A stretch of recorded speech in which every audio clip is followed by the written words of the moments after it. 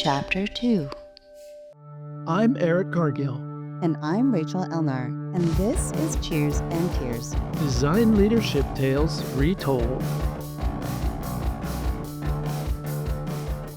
Oh my God, Eric, I am so excited for today's guest. She is an experienced designer with a passion for design operations, crafting dynamic spaces where creatives can connect, grow, and recharge. Formerly at Amazon, she led creative gatherings for Amazon Design, driving events like Conflux and shaping new experiences that fostered learning and collaboration. Her work is bold, experimental, and always community-driven. An active member of AIGA, Design Ops Assembly, and Volunteers of America, she is constantly exploring, learning, and turning big ideas into unforgettable moments. Say hello to a dear friend of mine, truly unforgettable, Elysia Syriac. Hello, Elysia. How are you? I am doing great. I'm so happy to be here. Good. We're happy that you are here. If you could just give us a little breakdown. How did you get involved with AIGA? How long ago was it? Yeah. Great questions. I'm gonna date myself through this very hardcore. So I got involved with AIGA as a student, probably around 2003, 2004. So I went to events that way, volunteered, and then throughout my early design career, I was realizing that I wanted to learn more, and I didn't really know what more meant. So one of the things that I did was start going to more AIG events and start meeting people. But really, what got me into being on the board was our office at the time was next to a art gallery called Access Gallery, and they were part of VSA, which is a national organization for people with disabilities. And they were doing events, and they had done this really small skateboard art show. It was like with AIJ, 50 artists, and it was a mentorship program thing. And I was like, man, that looks really cool. I want to get involved. And so then that's the beginning of the end of the story, because that ends up setting me on this trajectory of like a 10-year tenure of AIJ and board service. So I opted in to be the mentorship director, which was the role that ran this skateboard art event, which was called Bordo Bello. And so I did that, which then transformed me into the president, which then put me into the president's council chair and then local advisory board. So, yeah, over the course of 10 plus years, I was an active board member, and it was some of the most challenging times, but also definitely the most rewarding. For AIJ Colorado? Yes. 10 years? I had no clue. Wow. Yeah. So while I was on the president's council chair was probably the only time I wasn't official, but I was still an advisory member, really active in the local chapter. But at that point, my point of view was like more broad. So I was working for all the chapters at that point. As a former skateboarder myself, I say former just simply because I just don't want to get hurt that much anymore. That's fair. Curious about the skateboard project, simply because I find skateboard art to be very inspiring, very passionate, and there's a lot of people that do it. And I'm curious, were they one-offs? How did that work? They were all one-offs. They were all one-offs. Yeah. So what we did was the first year it was strictly a mentorship project. So all the boards created were with mentorship pairs. But what we realized in the second year was that the idea had so much momentum. We didn't want to pigeonhole it into just having mentorship and really have a really larger reach. And selfishly, a little bit, I wanted to get to know my design heroes. And I was able to just like cold call my design heroes and ask them if they would design a skateboard. And most of them said yes, because the skateboard, to your point, is a really interesting canvas. It can be really easy. You can vector design and get it digitally printed. You can spray paint on it. You can do laser cut on it. I've seen skateboards be transformed into light brights and Billy Bash fish holders and robots. And somebody would just like break a skateboard and that was art, so that it also became commentary, and some people would do series, and it really did the whole range. And what we found was like the skateboard was a really democratic way for anyone in design and art to participate in it. And so people did one-offs. We encouraged them not to do multiples, and nobody really has.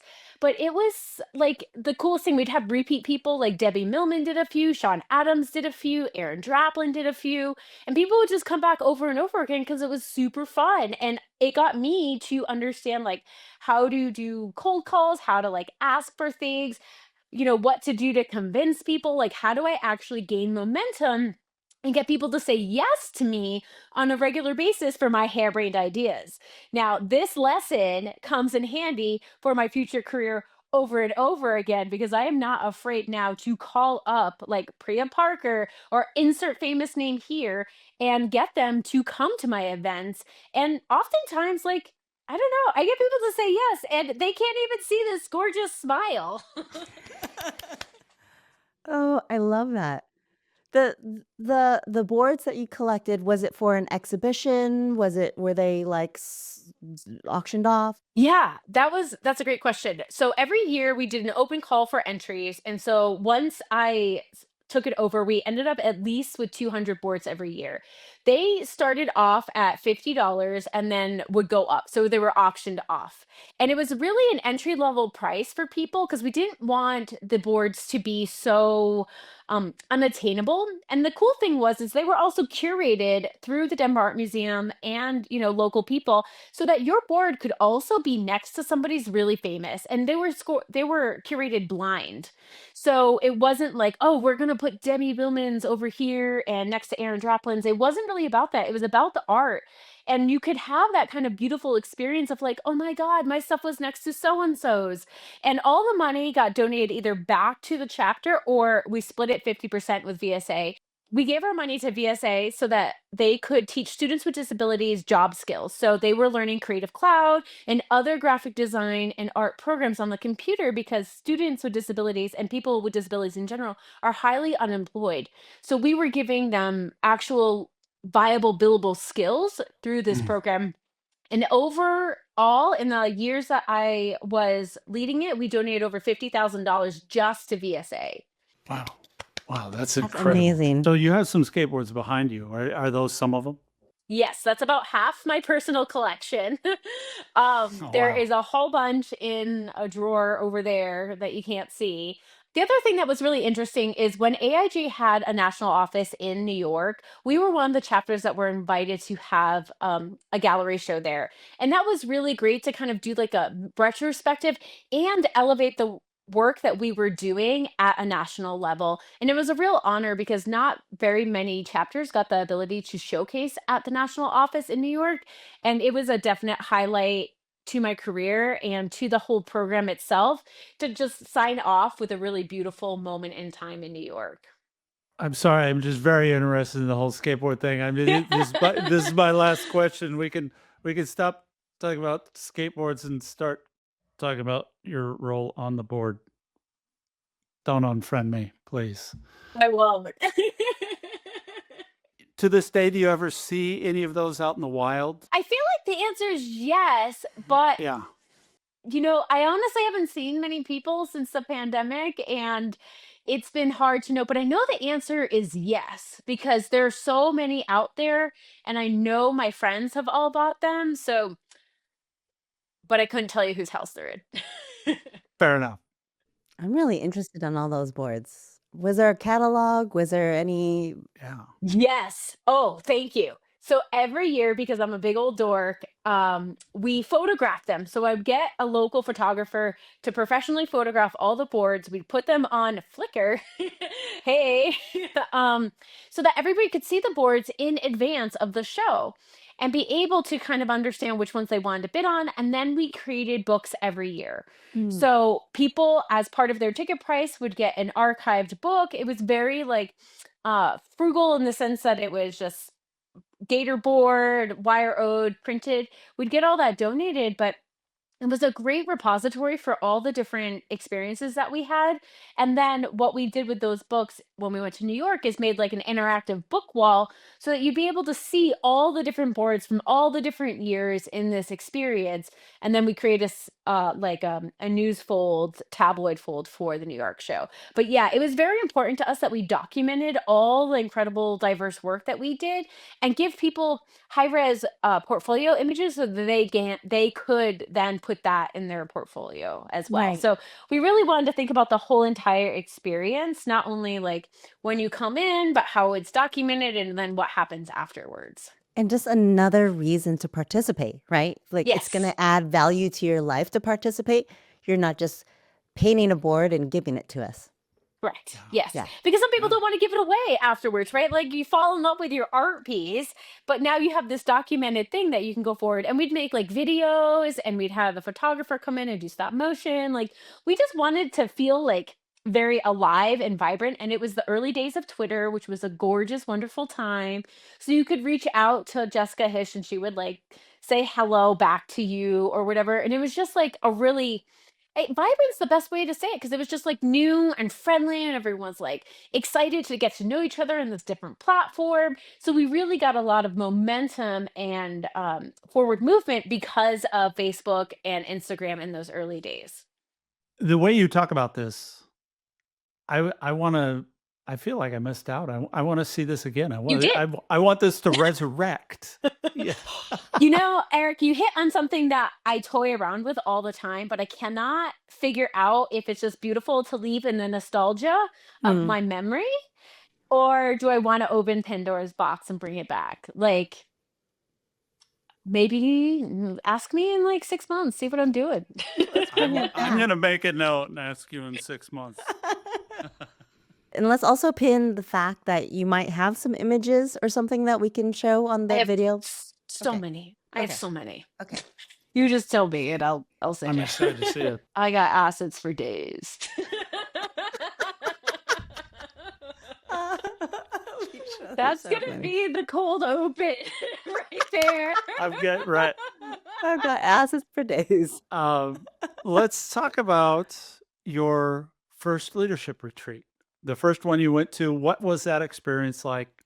What were some of the memories that stick out to you of the program and then post-program as well? Yeah, great question. Um, I've been to 7 leadership retreats, so not the most, but a pretty reputable number, I would say. Up there. Uh, That's up there. yeah, upper in the higher end. My first one was Chattanooga, Tennessee.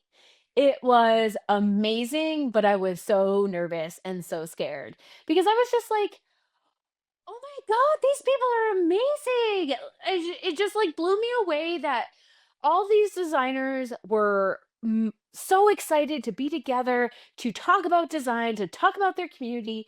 And they just were the smartest people I'd ever seen. Like, I was so shy the first year and didn't really talk to anyone. And I remember seeing Mira Azram and James Hobbs. I remember seeing them. They were the 2 people on stage, and I was like, "Oh my God, who are these people? I will never be them. They are so funny. They're so smart." And I was just like enamored, I guess, just by being in everyone's presence.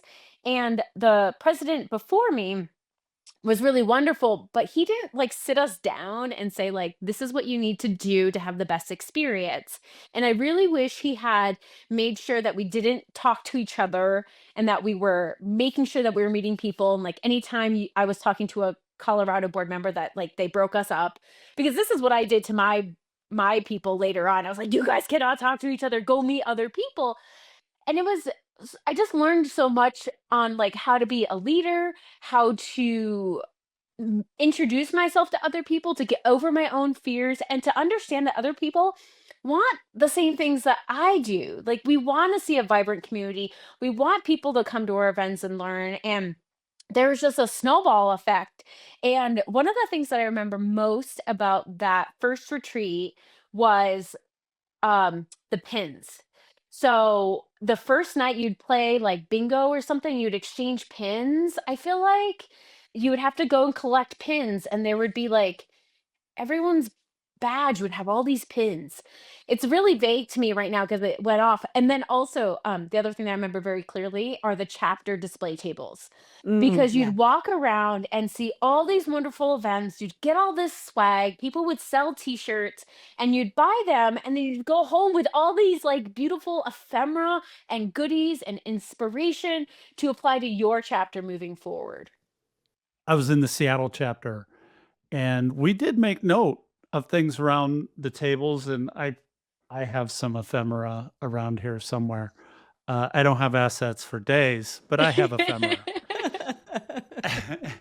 And I remember having conversations like that. "Oh, what if we did something like this?" Thank you for highlighting that. It was definitely inspiring, I Yeah. think. Taking a look Yeah. at what everyone else has produced, what they're doing in their programming, all these different ideas that they are doing in their own chapter, and just the ability to share. It's not like you're stealing ideas, but the fact that everyone's sharing their behind the scenes, how they did it, I thought it was so inspiring. It was so open source. Yeah. Yeah, exactly, like, an opportunity for connection. "Hey, how'd you guys do this? How did you get the money to print this very nice printed brochure or book?" Yeah. Yeah, or even introductions to speakers or fundraisers. Like everyone was so kind to be like, "Oh, you want this? You need this? I got this, and here's that, and here's a playbook, and da da da da da da." And it's like, if only the world would be that kind I know. all the time. Exactly. So, my first leadership retreat was Denver. Good one. Yeah. What was your role, in Colorado at that time? And, what were some memories behind the scenes that stick out for you? Yeah, that was a good one. So I was incoming President's Council chair. So it was a Okay. really big deal. We had just submitted our application before, and I did at this time I didn't even know I was going to be PCC when we submitted the application. But all I wanted to do is like do a retreat. I wanted to design it for my friends, make sure they had the best time. Uh, Mile High City, it was a lot of stuff was happening in Denver at that moment. And so we hired the group to do the design, we did the schedules, we chose the chapter inspiration stories. Um, it was really awesome to figure out the activities and go to New York and plan the event, um, and really just come together and be a host for my peers. Like it was just everything that I wanted to do. I'm such a goober, but like we wanted to make sure people got to see like the breweries in town and have a good after party. And the people on our chapter board did an excellent job curating like the golf carts to get around, making sure that we had a really fun band after hours. And I think they were called like Rowdy Shade House, and they were a party. And it was great because we would give like guides to the city, encourage people to go check out different things. During the conference, a couple of things that I remember is Drew Davies was, I think, the president at the time, and Rick Graffet gave him a ridiculously sized gavel. And it was just this obnoxious moment in the end of the experience for that to happen. And then I know there were some other things, but yeah, those are the ones that I definitely remember about Denver. Now, Philly was a really good event because we had a AIJ member. I thought it was a chipmunk that they dressed up as, but apparently it was a groundhog. They were a squirrel, but that one sticks out as like the best memory of all time was the Philly chapter because they just had so much fun like dressing up. And there's a gentleman named Nick Pristilio who is a very wonderful human who will go above and beyond to make people smile. And he definitely made all of his events really, really special because of it. And are you referring to the chapter while you're at the Denver leadership retreat? Or were you talking about AIJ Philly, the leadership retreat?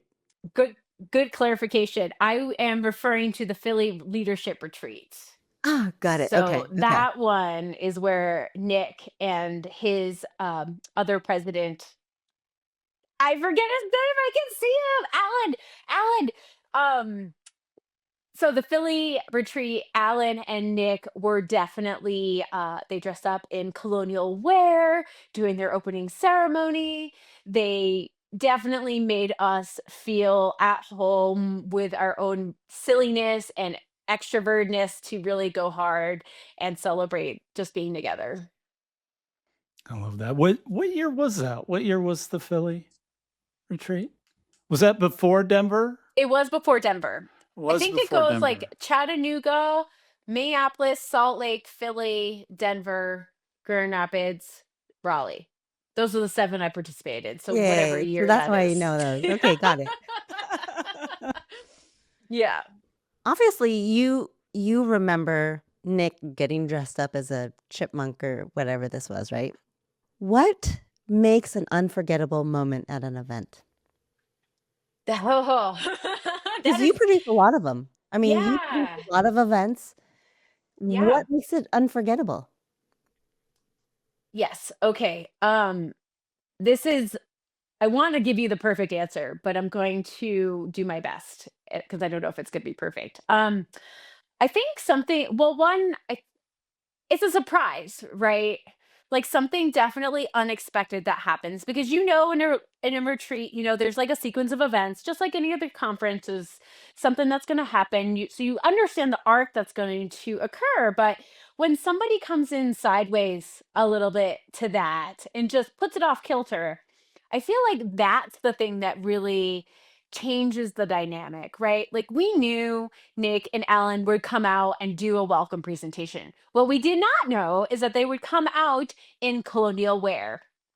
And we knew Drew would be thanked as his service of National Board president, but we did not know that a massive gavel was going to be part of the gifting process.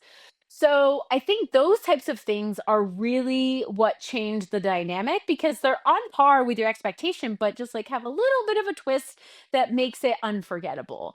And I know that that is something that we have tried, like Rachel in our times together, like making sure that there is something that's a little bit different or something that's something somebody doesn't know in order to make it just that much more important or novel for the moment, even Mm. though it's not like totally out of the ordinary.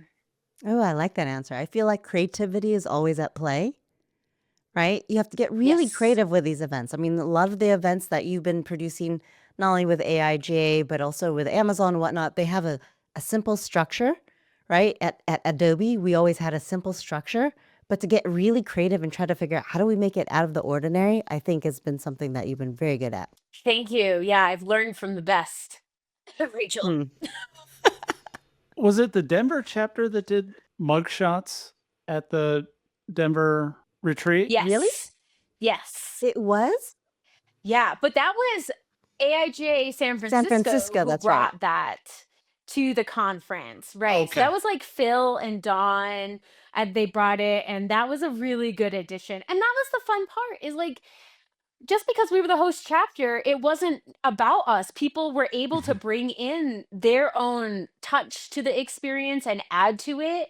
And that's what was really great is that it wasn't ours as in Colorado's, it was ours as in everybody at AIGA. I have to also bring up the fact that we also had a reunion. So it Mm, wasn't right. just the leadership retreat. There was Yes. also a reunion that just made the event huge. Alumni. It Alumni. was so long. I definitely remember after because it was 2 days on top of the retreat That's right. afterwards, and I just remember being so tired and burnt after that because there was like I don't know if you guys got it, but like I would get the post retreat hangover that would last for like the week after, and it was just like I had all this love and I just had so much fun and I had all my best friends and can we hang out longer, please, please, please? And then all of a sudden you'd all be gone, and I'd be back home, and I'd be like empty inside for a good few Yeah. days. Yeah. Yeah, I same feeling. I know that feeling well. It's you come back from that high and then, reintegrating yourself into normal life, going back to work. And I was the sole designer in a 500 person company working in-house and it was just I had nobody to talk to I know, it's and so nobody nobody to relate to. Hey, I did this great thing. Okay, I'll keep My going. husband's just like, okay, whatever. Stop talking about this. Right. Although Denver, I forget where we were. But there was a bar up front, and then there was a bar outside in the back. We were at the Metal Art. Yeah, thank you.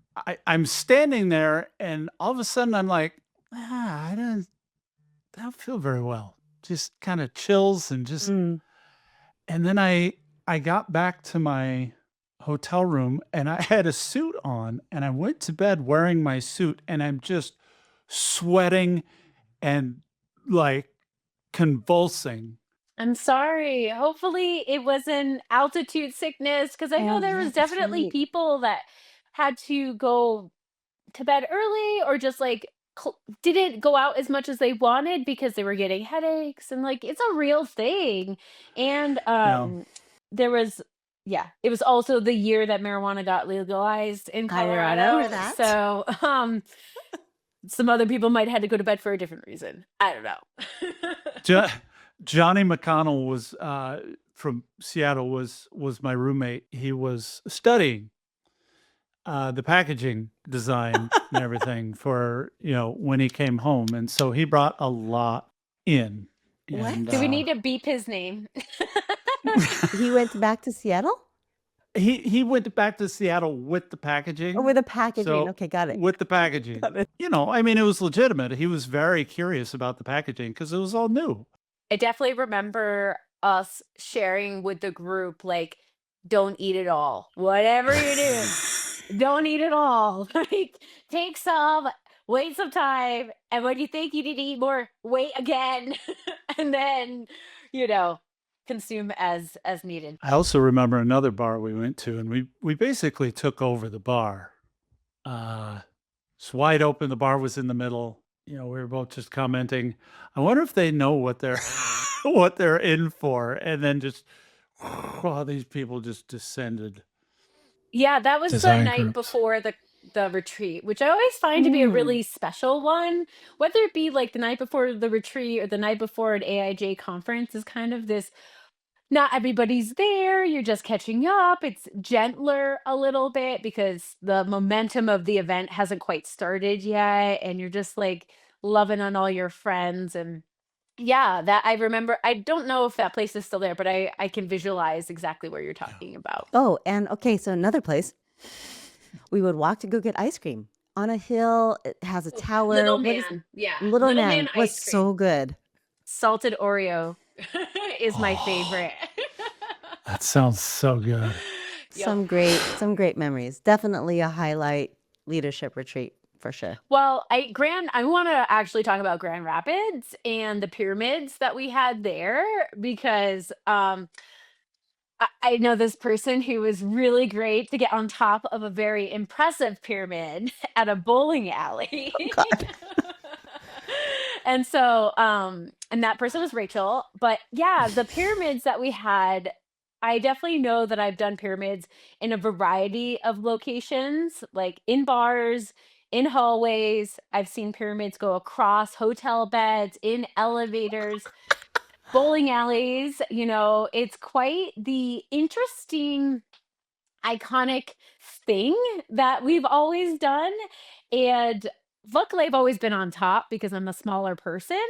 But I always felt bad for anyone who was stuck on like the lower tiers. Okay, what was the most memorable pyramid for you? Obviously, they've been done all sorts of places. The memorable one that is definitely the one that was in a hotel room that kind of like across two beds was very impressive. Yeah, how did they do that? How did they do that? There was people in the middle that kind of like got them up to the top of the two beds, and then they came across that way. I don't think it was very successful, and I will say my memory is a tiny bit hazy about how it all came together, but I know there's a photo somewhere of it like falling down. Was it in Philly room or whose room was it? I don't know. Insert any one of my friends here. All right, so this is the new quest. I'm going to try to find this photo. Yeah, I will look in my archives. It is definitely possible that I have one. Is there a photo of the bowling alley? Well, Oh, yes, we have. Oh, Pyramid? yes, yes. Oh, Always show it. yes. All right. Yeah, I'd love to see that. Eric, were you ever part of one? I was, but being my size, I was always on the bottom, which was totally fine. But yeah, I was always on the bottom, and I could not tell you which ones. You don't need I to. yeah, I know I participated. I know it was, at one point I was running to be on the bottom. Go It ahead. would be really fun to do like AIGA bingo card. Like, have you ever, Oh. been in a pyramid of, I don't know, insert thing here, like part of the Yeah. 6 a.m. club, designed Yes. a t-shirt, um, whatever it might be. I think that would be a really fun bingo game for your guests. Bowl the Ah. strike with Rachel hanging on your back. Yeah. Karaoke, Yeah. Um, Karaoke. Oh, yeah, the karaoke. That's right. Yeah. I've Karaoke. only done karaoke once, and it was in Denver at the very end of the alumni retreat. I didn't sing, but I was a really impressive backup dancer, of which I do have video and photos of. So, we can share that. Is this the song that Aaron Schertz sang? Because I've Yes. seen that video. Yes. Yes. Yes. Yes. We're gonna Yep. have him on at some point. And You should. Yeah, we've had a lot of good times together. Ah, all right. So we have so many things to put in the visuals for this one. And like I would go and I'm such a again, like this is how silly I am, but now I'm really glad I did it. Like after I would go and scour Instagram and Facebook for all the photos and then download them to share when we would do our retreat recap to the group, to the AIGA Colorado board, because that was really important, is that we tried to translate the retreat experience back to the board, not only so they could like understand what they're part of, but also to help teach them and get them excited to engage more so that we could bring them next year. So I would take all these photos off the internet and put them in a slideshow for our board retreat, our local board retreat, and they would just like kind of play in a slideshow while we were like having lunch or doing whatever, so that people could see, kind of give them a little bit of FOMO of what they were missing, and also for my own collective memory. So I have a lot of random images from those days because I wanted to share it with my peers, and they're going to come real in handy now. Yeah, absolutely. So folks, stay tuned. After this, we're gonna have a 2-hour slideshow. Yes, we are. You were talking about Grand Rapids. I was looking for something else, but I came across this Yeah. Oh, Grand Rapids city guide, which I absolutely love. And they, that's when they had the Wes Anderson theme. Wes Anderson theme. Yes, thank you. Yeah. was such a nice framing for all the design. It was, and that was fun because Gwen and I dressed up as Mean Rights Kingdom for that as well and did a photo shoot. So I'll add that to the slideshow. Oh, perfect.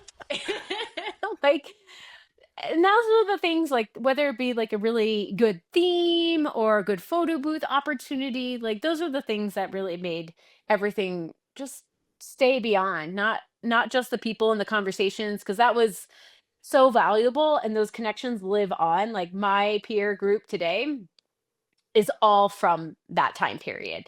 And the thing about AIG that I really loved is that I could go to any city across the United States, and if they had an AIG chapter, I had friends. And I could go say hello. Somebody would meet me for coffee. Somebody would take me out for drinks or have dinner. And like, it was just the coolest way to see new places, to have friends to teach me about other things, to tell me about opportunities. And then I loved being that host as well when I was president of AIJ Colorado.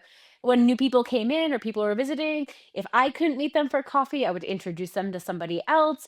And it just made being a designer, that much more meaningful to me, rather than pushing pixels, designing a brochure. I mean, that's oversimplifying what we do, obviously, but my career in development was much more rich and expansive because of my AIJ community, 100%. Oh, I love that so much. So let me ask you a question that I've not asked anybody. Why is the leadership retreat so important for being in the AIGA board? Being in the leadership retreat was the most important thing because you got to see people who were investing as much time as you were in other areas. So you were able to learn about your role from a peer or have shared challenges with peers or talk to somebody who had had the same challenges as you. There was so much peer mentorship that happened live in that moment. And what we were doing as chapter board members is really unique, right? Like, your day to day doesn't really teach you like how do you lead a mentorship program or how do you run an event? How do you do XYZ? Like how are you developing membership processes? Like your job is not teaching you how to develop other creatives or how to connect in general or grow a career. And what AIJ leadership did was gave you professional development and a whole lot of soft skills and business skills that you weren't probably getting at your job. And then you could just be like, oh, that person's just like me. And they're the creative director of da da da da. Like I get to be that. And oh, I use Debbie Millman as an example because she's such a beautiful archetype of a chapter member who was then president, who's had a successful career, followed her crazy ideas to have a wonderful career, and she always says yes. She's always so kind and giving, and that's the community in the world I wanna live in, right? And Mm, so you just mm. saw that over and over again, and the beauty of that being in person is, like, you got to, like, live in this bubble for 3 days and not feel alone, to feel comforted and supported and, like, "Oh, you doing all this volunteer stuff is worth it?" 1,000% because your peers back home may not get it. Like my friends didn't get it. They're like, okay, that's Oh, cool. a sense of belonging. Yes, that sense of A sense of belonging. belonging that's not only just with your chapter, with the local people who are in your area, but also that you realize you were plugged into like a nationwide, something larger, larger, larger than you, and yet you still fit in. Yeah. It was Yeah. mind blowing. And just to feel part of something bigger than yourself, right? And design does have the ability to change the world. And we need that to be a collective feeling in order for that to happen. And AIJ really gave us kind of that connectivity, that tapestry for all of us to be together and move forward. And right now, more than ever, designers need to come together, I feel like, to move the culture forward, move business forward, because we're the ones that shape all the deliverables that go into your hand. Like everything that you touch, a designer has put their mark on. We hold a lot of responsibility and accountability for our world and how it communicates. And we need to take that very seriously. And AIJ helped articulate that for me and understand the power that we have in this place. One thing that I miss, and maybe you guys do too, is the history of it. I feel like some of the history is missing. I feel like we have to preserve the legacy of the organization because there's just so much that the industry has changed since it was founded. There's a lot that we can learn from our previous designers that need to be implemented now, particularly around craft and how we understand craft as the industry tools change. And I think we can definitely look into our archives and our elders for that information. I was just talking to someone yesterday about the Eames Institute, and that would actually be an interesting case study to learn from about how they're preserving their legacy for the future and also how the Eames there was something about like how they would innovate at the last that would be the last thing that they would do. They would study history, they would look through what is available to them and then like innovate as a last resort to make sure that they've like expounded on all the options before they make big jumps, which is a Mm. really interesting perspective. And you should definitely fact check that before this goes live. Because I don't want to be spouting untruths about what they do, but it's an interesting concept of how you apply like the important parts to move forward. And I know students take design history, but like how are we writing the history of design right now? Because and even how do you write I feel like my design history lessons end with April Greiman, right? Like once the computer came in and she was leading the way with digital art, like I feel like my lessons stop after that because it's just all too much. And that's not appropriate, right? So how do we articulate what's been happening when the rate of change is so fast? No, let's just focus Yeah. on community. That's what you Yeah. are good at. That's where your heart lies. And that is definitely something that will not only are you rooted in it, Alicia, but I feel like it's going to be always a part of your future. Yeah, I've had the fortunate opportunity to have creatives as my customer for Yeah. a really long time. First, accidentally through AIGA, and then officially when I went to Adobe and got to work with Rachel on Creative Jam. And then when I went to Amazon and worked on the Amazon Design Excellence team. And that's what I hope to do in whatever my future holds. I don't really know what that looks like, which is a beautiful thing, but I know developing creatives is core to my being, my passion, and we need that sort of ability to move each other forward, and now more than ever, honestly, for a variety of reasons. So I look forward to seeing like what this weird experience of my career has for me, because I got a lot of friends and a lot of things to do and a lot of energy to do it with. And we can't wait to see where that goes. Absolutely. So thank you for sharing, Alicia. I really appreciate the time. Oh my gosh, I can't wait.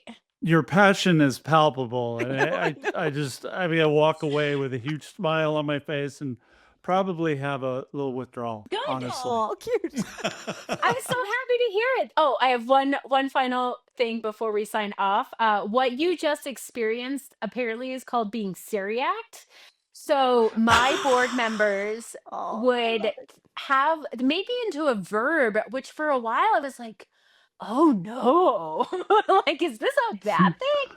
But what I've realized is like it's my je ne sais quoi, right? Like I Mhm. have and a love for people, and I just think creatives are the most interesting, important humans that could ever walk this earth, because we have a bizarre ability to synthesize and create and do, and just like I don't know, menagerie of skills, and I want to celebrate that, and I just can't help myself. I love that. I love it. And I love you. Yeah. Uh, Thank you I so love much. that. Yeah, I really You're appreciate welcome. Well, thank y'all for hosting Yeah. this. I can't wait to Of hear the course. other ones and see who else joins this. Thank you, Alicia. You're welcome. Appreciate it. Bye. Bye. All right. Bye-bye. Cheers and Tears will be back next time with more design leadership tales retold. Please subscribe, rate, review, and share this podcast with your creative community, design leaders, and friends. Cheers and Tears Design Leadership Tales Retold is a production of Chapter 2 and hosted by us, Rachel Elnar and Erik Cargill. This episode was produced and edited by Rachel Elnar. Podcast graphics by Erik Cargill. Animation by Verso Design and Megatow Design. The theme music track is Loose Ends by Silver Ships Plastic Oceans. Follow Cheers and Tears on Apple, Spotify, or YouTube podcasts, or wherever you get your audio and video podcasts. Subscribe to our email list at cheersandtears.com so you don't miss an episode.